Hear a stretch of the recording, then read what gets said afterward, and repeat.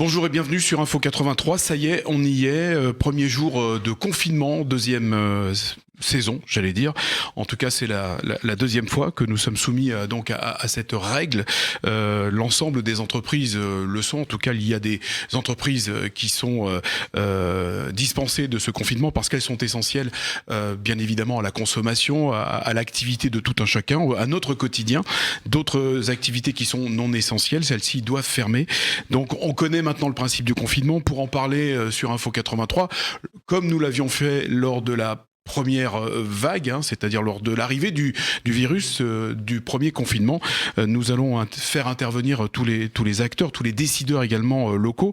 Notre premier invité, c'est le patron des patrons du Var, c'est monsieur Gérard Cerruti, président de l'Union patronale du Var et président du MEDEF du Var. Bonjour et bienvenue. Merci d'avoir accepté notre invitation. Comment allez-vous? Avec plaisir. Comment allez-vous tout d'abord? Écoutez, pour l'instant, le Covid-19 ne m'a pas rattrapé, donc tout va bien. Alors justement, ce deuxième confinement, comment est-ce que vous le prenez? Comment est-ce que vous l'abordez? Alors écoutez, il y a un gros problème. Déjà, le gouvernement a fait quand même, on peut le dire, un certain nombre d'efforts.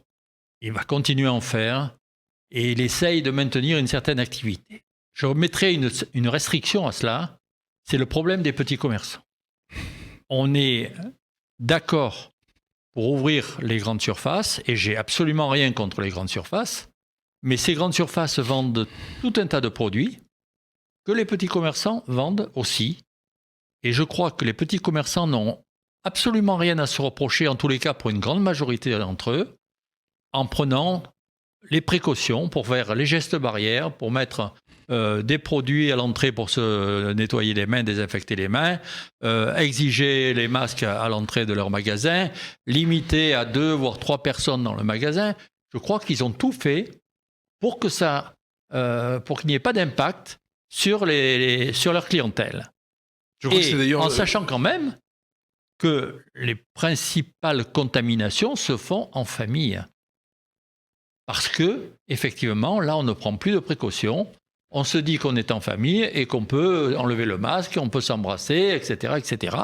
Et là, on oublie que, malheureusement, la veille ou l'avant-veille, ou quelques jours avant, on a pu avoir un contact avec quelqu'un qui l'avait, sans le savoir d'ailleurs, et redonner le Covid. C'est insupportable. C'est une incohérence d'ailleurs que vous aviez relevée lors du premier confinement. Déjà, vous l'aviez manifesté. Vous l'avez fait savoir ensuite à tous ceux qui nous dirigent, aux législateurs notamment, ou aux membres du gouvernement, par la voix peut-être du président national du MEDEF. Vous l'avez fait savoir. Aujourd'hui, on en a la même situation. Écoutez, c'est déjà sa propre opinion, déjà actuellement. Le MEDEF s'est prononcé là-dessus en disant qu'il est totalement contre la fermeture, malgré tout, de 330 000 commerçants en France. Ça, ouais. C'est considérable, avec les emplois qui vont avec. Donc, on est obligé, enfin, pas obligé, mais en tous les cas, il y a, comment dirais-je, une mise en, on appelle ça, en chômage partiel. Et c'est l'État qui va payer. Donc, toujours augmenter la dette, toujours poser des problèmes. Voilà, donc après, très sincèrement, les restaurants, c'est pareil. À partir du moment où ils prennent une distanciation entre chaque table, font tous les efforts nécessaires pour présenter les choses d'une bonne façon vis-à-vis de leur clientèle, bon, là, ça va poser un problème. On va avoir des dégâts considérables de petits commerçants, de bars, de restaurants. Ça, c'est clair, quand il va falloir rembourser les prêts garantis par l'État qui ont été faits, ça c'était une très bonne chose. On a autorisé à reporter les charges, etc., etc. La liste est très longue, et bravo, et merci. Mais là, quand il va falloir, en plus, en pleine deuxième vague, rembourser ses prêts, payer les dettes qu'on n'a pas payées au moment où on devait les payer, etc., ça va être une catastrophe. Et on va dénombrer des milliers et des milliers de commerçants qui vont déposer le bilan, voire des entreprises qui vont déposer le bilan. Qu'est-ce qu'il aurait fallu faire d'après vous? Donc c'est autoriser ces petits commerçants à rester ouverts? Mais dans certaines règles, bien sûr. Pénaliser à la limite ceux qui ne respectent pas financièrement. Mais très sincèrement, moi je vais très souvent dans des petits commerçants. Et ils respectent tous. Il y a une barrière à l'entrée, on doit se désinfecter les mains, on doit rentrer avec un masque, on ne doit pas être plus de 2 voire 3 dans le magasin.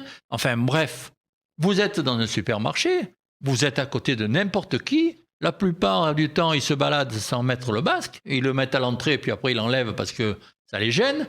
Ou alors ils le mettent sur le menton, comme on le voit un peu partout. Bon, c'est bon quoi.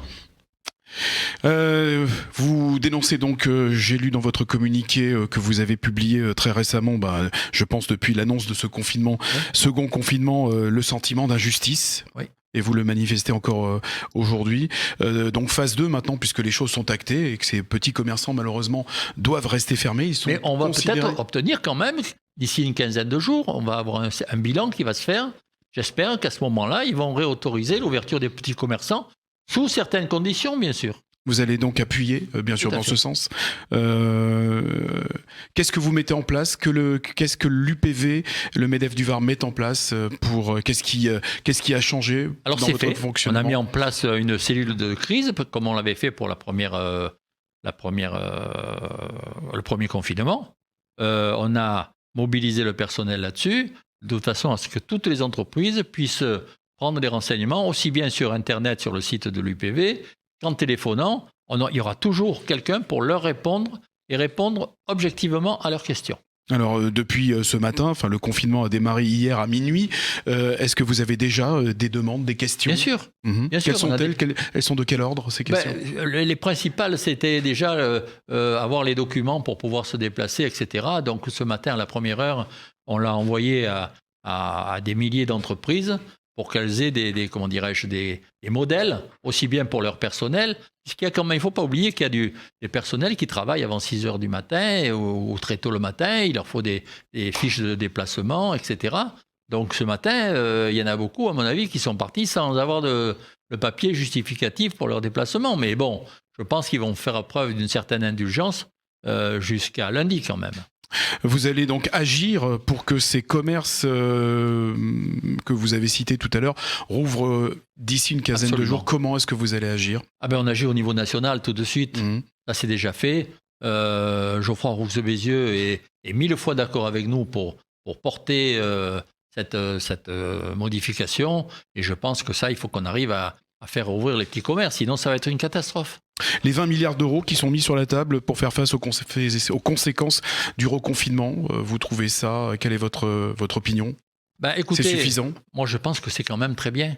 Je pense que c'est très bien. Même si on peut être contre les aides, évidemment, il faut que les commerçants, les entreprises puissent, avoir suffisamment de revenus pour continuer à travailler sans avoir des aides. Sauf que là, on les oblige à fermer.